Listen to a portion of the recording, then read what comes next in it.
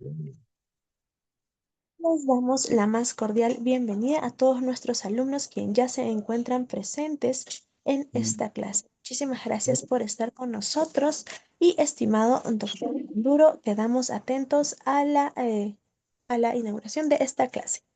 Ok, muchísimas gracias. Buenas noches con cada uno de los presentes que se encuentran y se han dado cita a esta sesión del día de hoy. Un gusto, en primer lugar, poder saludarlos por esta vía en la cual vamos a abordar algunas cuestiones interesantes respecto a lo que viene a ser básicamente las cuestiones de redacción, que ese es el tema que nos convoca en esta ocasión y que es obviamente sobre ello que vamos a disertar en esta oportunidad. Eh, ¿Por qué es importante la redacción? Porque prácticamente lo que el abogado hace cotidianamente es redactar, ¿no? Es redactar. Y la redacción, de igual forma que por ejemplo, que las técnicas de litigación oral se perfecciona con la práctica. O sea, es muy complicado que yo pueda mejorar redacción solamente teóricamente, ¿verdad? Sino que es importante que yo mejore en las cuestiones de redacción, pero si diariamente, por ejemplo, empiezo a redactar.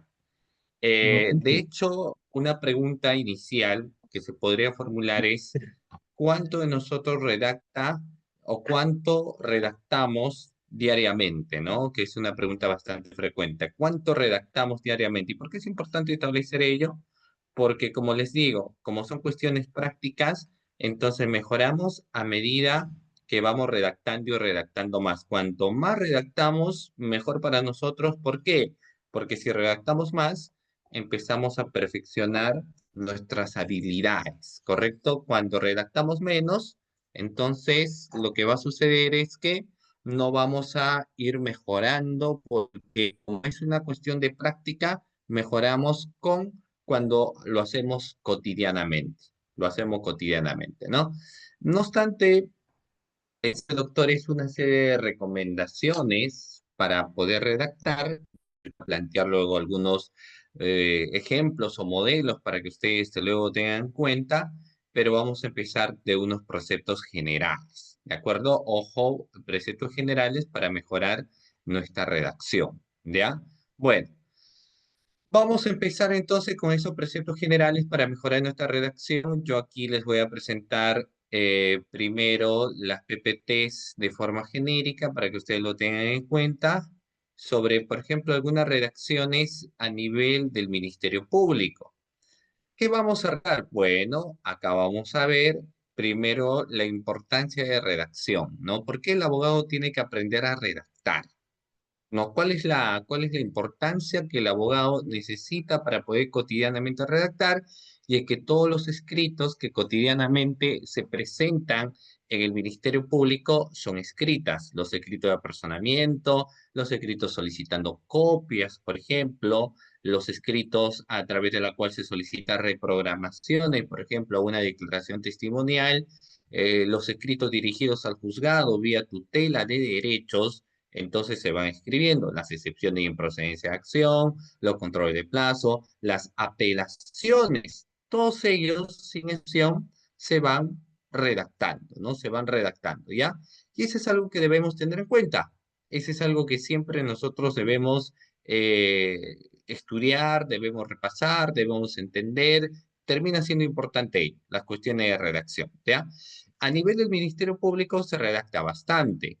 No sé, bueno, casi al nivel, ¿no? Los abogados litigantes también redactan bastante y en el Ministerio Público se redacta bastante. Por ejemplo, la disposición de formalización, las aperturas de investigación, las acusaciones, los requerimientos de prisión preventiva, etcétera, etcétera, etcétera. Todo eso se va redactando, ¿no? Todo se redacta y como yo le decía, para mejorar las cuestiones de redacción, necesitamos, pues, doctores, práctica. Practicar, practicar, practicar para que podamos mejorar nuestro conocimiento, lógicamente, en las cuestiones de redactar, ¿ya? Muy bien.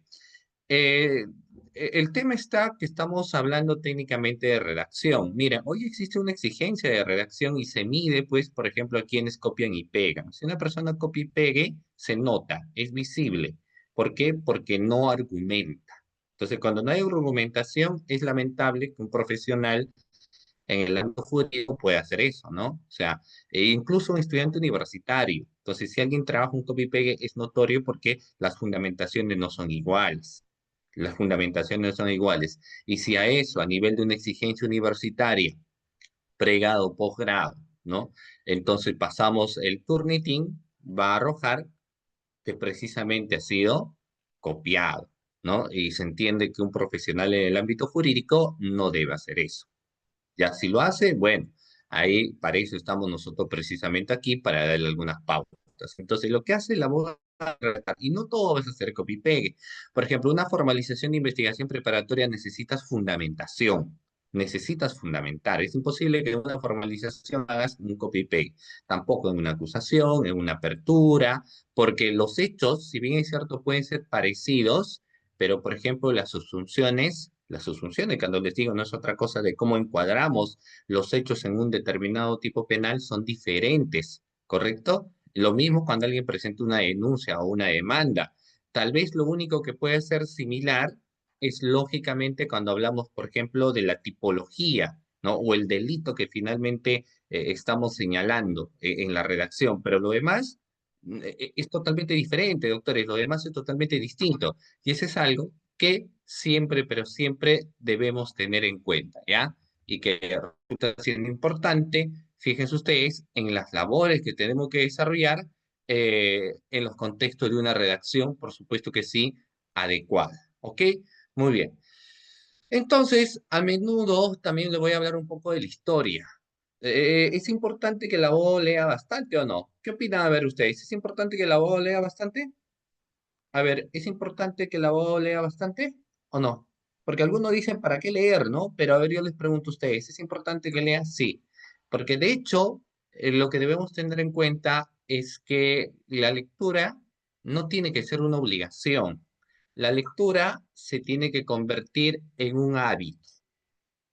¿Y cómo podemos convertir? Y les voy a dar ese tips porque muchos dicen, bueno, yo quiero que la lectura sea un hábito, así como la redacción sea un hábito, y es que a veces nosotros hacemos hábitos negativos. O sea, la idea es que nosotros hagamos hábitos eh, positivos y creo que a veces hacemos hábitos, por ejemplo, negativos. Soy perezoso, dormí hasta tarde, y ahora haces un hábito, ¿no?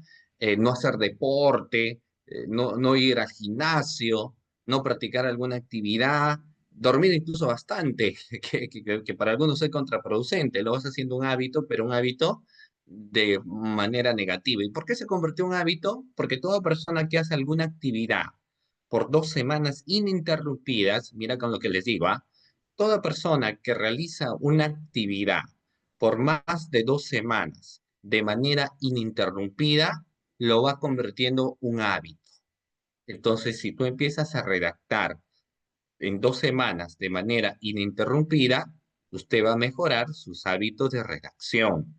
Si usted empieza a escribir un artículo, un libro, el año tiene 365 días. Imagínate si todos los días empiezas a redactar una hoja o 2 hojas, 365 días, ¿cuánto tendrías? Pero para eso se necesita un hábito.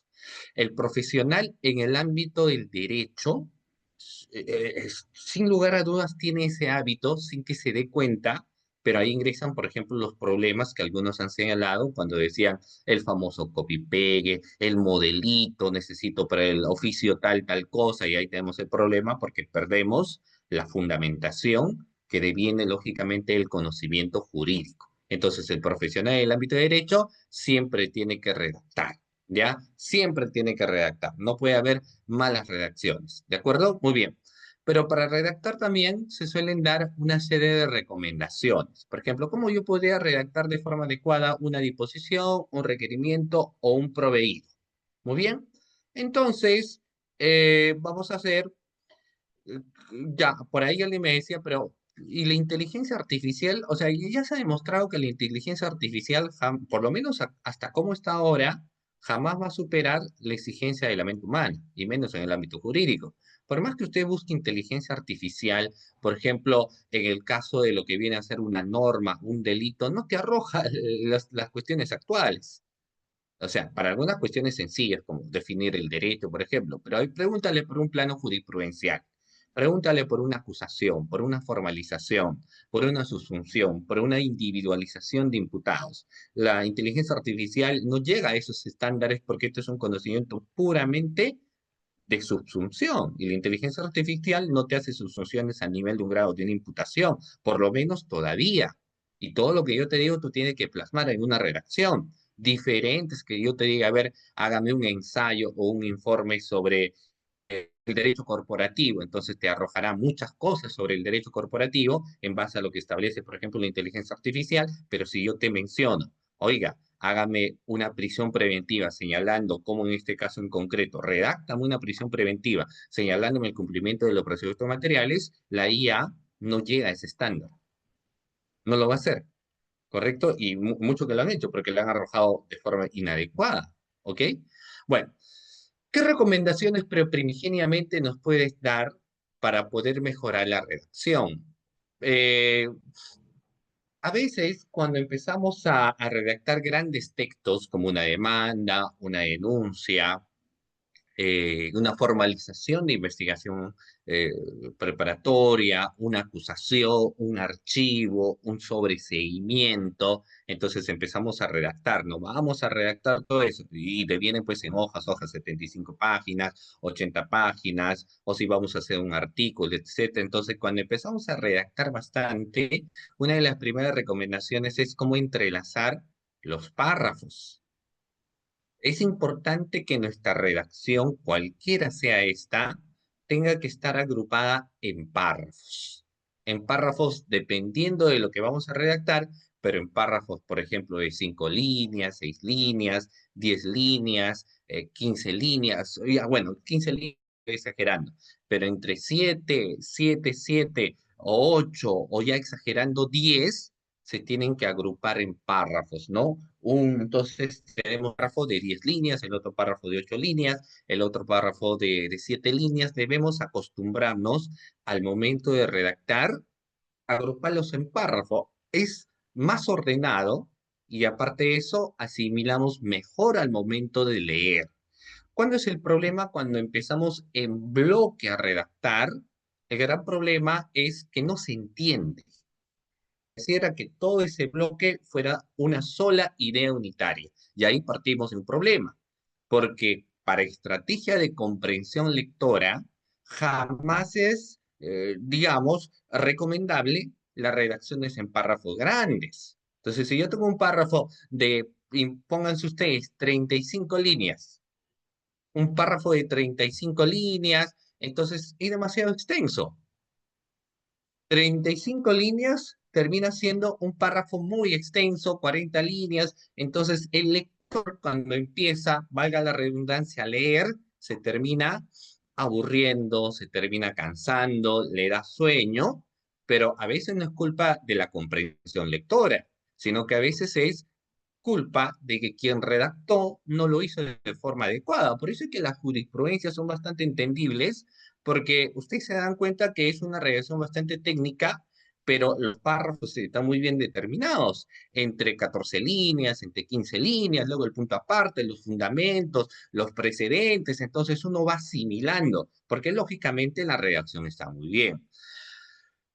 Un tema que yo he advertido, he observado, seguramente ustedes también en su momento, es que cuando empiezan a redactar textos grandes, la redacción de los textos grandes, el gran problema es que cuando uno empieza a leer, encuentran, por ejemplo, entre un párrafo con el otro párrafo, encuentro a veces el término émpero, el conector émpero. Entonces, un párrafo aquí, luego el otro párrafo, y el conector que encuentro es émpero y asimismo. Entonces leo todo el texto y encuentro empero, asimismo, empero, asimismo, empero, asimismo, empero, asimismo, y por ahí al último finalmente. ¿Y cuántas hojas tiene el texto?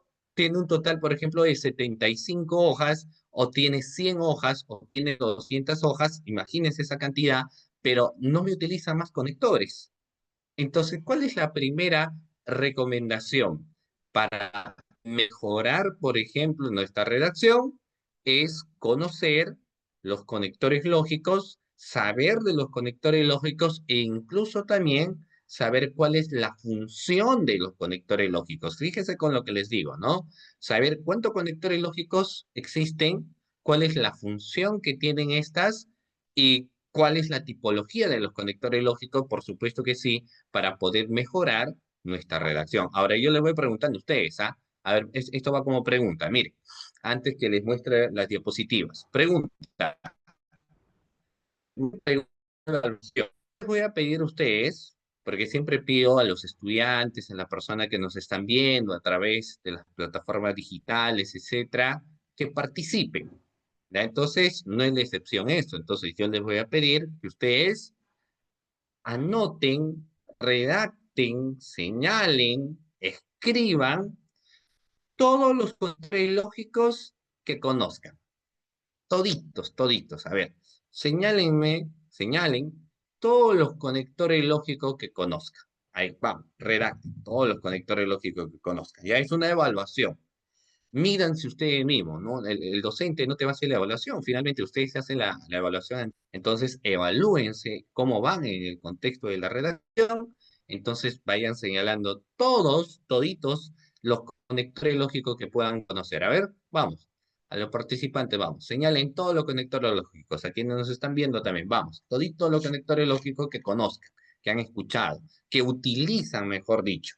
Ya usted como estudiante de la carrera de Derecho, o usted como profesional en el ámbito jurídico, abogado junior, abogado con experiencia, pero yo te pido a usted que pongas todos los conectores lógicos que conozcas. Ahora, obviamente, si no pones nada, yo podría entender que no conoce ningún conector lógico, ¿correcto?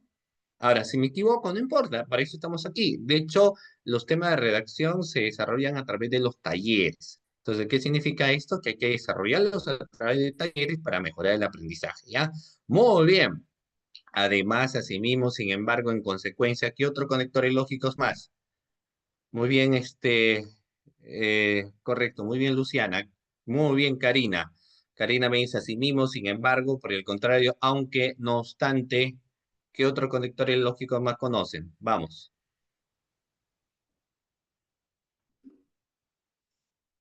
A ver.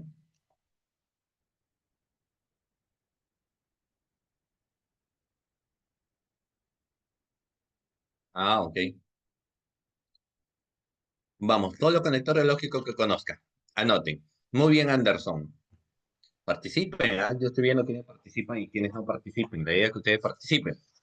Muy bien, Anderson me dice, por ende, sin embargo, pero de igual manera, además, no obstante, finalmente, en conclusión, asimismo, excelente, Anderson, que otros conectores lógicos más, teniendo en cuenta que estas sirven para entrelazar un párrafo con otro párrafo. A ver, todos los que conozcan. El reto mínimo es que quien empieza a redactar los conectores lógicos, pues deba llegar por lo menos a, se me ocurre, ya, a 10 conectores lógicos. 10 conectores lógicos. Muy bien, Karina, ya que por lo tanto, como un efecto por ende, de modo que, ¿ok? Vamos a ver. Ahora, si conoces los conectores lógicos, entiendo que no lo estás anotando por eso, porque si conocieras, creo yo que estaríamos anotando los conectores lógicos, ¿no? Para finalizar adicionalmente, muy bien, Luciana, excelente. Entonces, vamos a ver aquí algo bastante interesante. Mire, cuando empezamos a redactar, nosotros debemos tener ciertas herramientas. Primero les estoy hablando de una redacción de forma genérica. Entonces, ¿cómo finalmente es mucho más sencillo poder redactar? Cuanto más palabras se conozca, cuanto más sinónimos, cuanto más antónimos, ¿correcto? Cuando sé la utilización de los signos de puntuación, la coma, el punto y coma, cuando sé las finalidades de lo que son, por ejemplo, aquí, incluso en las cuestiones de redacción, sujeto, verbo, predicado, ¿no? O sea, ese orden que yo debo tener en cuenta, o cómo empezar, o las redacciones en tercera persona o en primera persona, o sea, todas esas herramientas que son, se entiende, las que vamos formándonos en los primeros años de vida, son lo que finalmente terminan respaldándonos cuando empezamos a redactar. Entonces, cuanto más de esos conocimientos, más de esas informaciones nosotros poseemos. Cuanto más hemos leído, cuanto más hemos repasado, cuanto más conocimiento tengamos, entonces es mucho más sencillo redactar, redactar, redactar, redactar y podemos redactar bastante. El problema es cuando no tenemos, uno, el hábito de la lectura, cuando desconocemos los conectores lógicos, cuando, por ejemplo, por ahí no sabemos la utilización de los signos de puntuación, etcétera. Entonces ahí sí, lo típico es que hace la persona es decir, modelito, modelito. Y la persona dice, pero ¿para qué quiere modelo? Si finalmente no existe una estructura uniforme más de lo que se encuentra establecido en el ordenamiento jurídico. Y ahí ingresan los temas de redacción jurídica. Porque la redacción existe en cualquier materia, la redacción existe en cualquier materia. Pero, por ejemplo, ¿quién me dice, yo les pregunto a ustedes, en cuestión de nociones iniciales, qué diferencia una redacción cualquiera a una redacción jurídica? A ver, ¿quién me podría señalar qué diferencia una redacción tradicional, cotidiana, que nosotros hemos aprendido en pregrado, hemos aprendido en nuestro curso de lenguaje, por ejemplo, a una redacción ya en un estándar universitario, como es el conocimiento jurídico? Entonces, si tú agrupas la redacción cotidiana con la redacción jurídica, la gran pregunta es, ¿qué lo diferencia? Lo diferencia obviamente que en una redacción tradicional yo voy a saber los signos ortográficos, ¿no? O la ortografía técnicamente, pero cuando ya acuñamos una redacción jurídica, la única forma de poder hacer adecuadamente una redacción jurídica es cuando conocemos la norma, cuando conocemos la ley, cuando conocemos nuestro código procesal penal, nuestro código civil, código tributario, administrativo, ¿no? O sea, derecho administrativo y demás. O sea, es la única forma de que yo plasme una redacción jurídica, que ningún otro profesional lo va a poder hacer. Puede conocer mucho sobre cuestiones de redacción, pero jurídica se entiende que solamente el profesional en leyes y para ello tiene que conocer de leyes. Entonces la exigencia incluso es mayor, ¿ya? Bueno, volvamos acá. Entonces la recomendación era conocer, tomemos nota, conocer, aprendernos, saber la función y demás de lo que vienen a ser los conectores lógicos, no se olviden. Aquí en las diapositivas ustedes pueden observar que se ha dividido en tres cuadritos. Primero, la clase de los conectores lógicos, la función que tienen cada una de estas, y luego los tipos de conectores lógicos que podemos encontrar. O sea, ustedes lo ven ahí, ¿no? Tenemos, les menciono nada más, conector lógico causal, consecuencia, contraste, adversativos, adición y orden.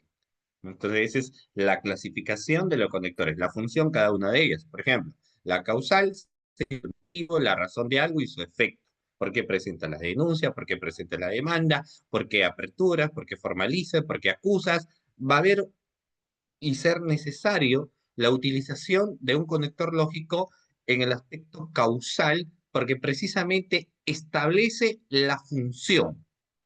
Después de ello, recién viene los tipos de conectores lógicos que nosotros encontrar. Y tenemos porque a causa de, puesto que, con motivo de, puesto ya que, dado que todo lo que les acabo de señalar, ya lógicamente, doctores, vienen a ser los conectores lógicos, ¿ya? Entonces, fíjense ustedes que es importante, miren, saber ello, ¿no? O sea,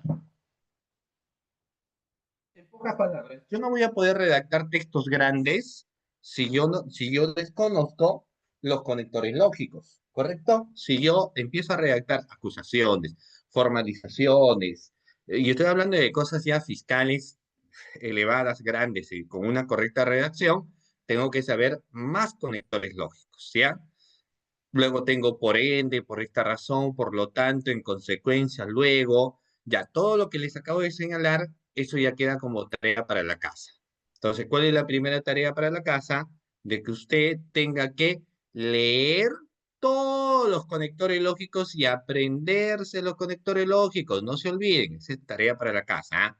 Si no conoces conectores lógicos, no vamos a poder redactar textos grandes de 75 páginas, de 80 páginas, de 100 páginas, por mencionar, porque como vamos a agrupar párrafos con párrafos, debemos conocer los conectores lógicos, ¿ya?